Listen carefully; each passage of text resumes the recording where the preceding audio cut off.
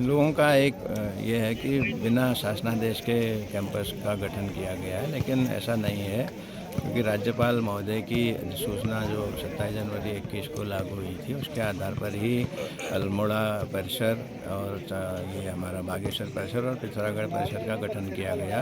उसके बाद ही यहाँ पर उसके आधार पर जो माननीय कुलपति महोदय तत्कालीन और रजिस्ट्रार महोदय के द्वारा जो लेटर जारी किया गया कि भाई इनके शुल्क परिसर के हिसाब से लिए जाएंगे नए छात्रों के प्रवेशितों के, और उसी आधार पर हम लोगों ने काम किया।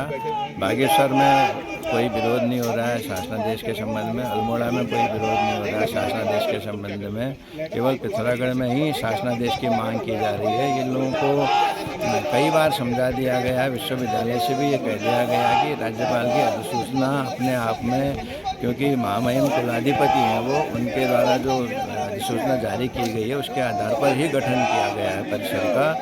अब लेकिन ये लोग इस चीज़ को सिरे से नकार दे रहे हैं, ये कह रहे हैं कि ये अधिसूचना है, इसका शासनादेश नहीं है। तो ये कई बार इनको समझा दिया गया है, इनकी समझ में ये चीज़ नहीं आ पा रही है कि महामहिम राज्यपाल जो किसी भी विश्वविद्यालय के कुलाधिपति हैं वो जो एक्ट जारी करते हैं उसके आधार पर ही परिसरों का संचालन होता है। अपना नाम पद बता दें।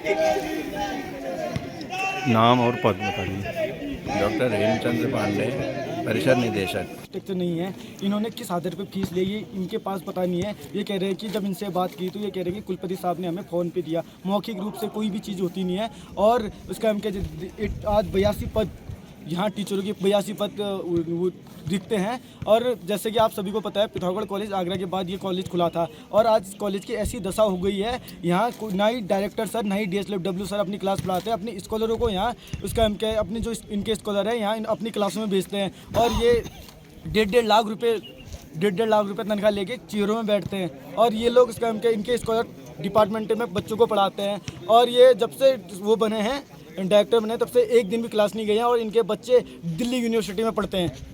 और हमारी मांग ये है कि बिना शासनादेश के जो कैंपस चला है ये कैंपस नहीं चाहिए हमें बिना शासनादेश का। ये कैंपस कैंपस की मांग नहीं है, कैंपस बनाना है पिथौरागढ़ में अन्य जगह के कॉलेज बनाओ, उसी को कैंपस बनाओ ताकि पिथौरागढ़ का जो सीमांत क्षेत्र का बच्चा है हर बच्चा उसका हम क्या शिक्षा से वंचित ना हो पाए, हर बच्चा शिक्षा ले। धन्यवाद। ये प्रदर्शन एक सांकेतिक प्रदर्शन है, चेतावनी है विश्वविद्यालय के लिए, शिक्षा मंत्रालय के लिए, परिसर प्रशासन के लिए कि हमारी पूर्व से कई सारी मांगें रही हैं। हमारा कॉलेज जो पहले हुआ करता था वो अब नहीं रहा। परिसर बनने के बाद हमें सुविधाएं मिलनी चाहिए थी, जो सुविधाएं मिलने के बजाय हमसे सुविधाएं सारी छीन ली गई हैं। हम यही चाह रहे हैं कि जो हमारा पुराना कॉलेज था जैसा था वैसा ही हमको मिले।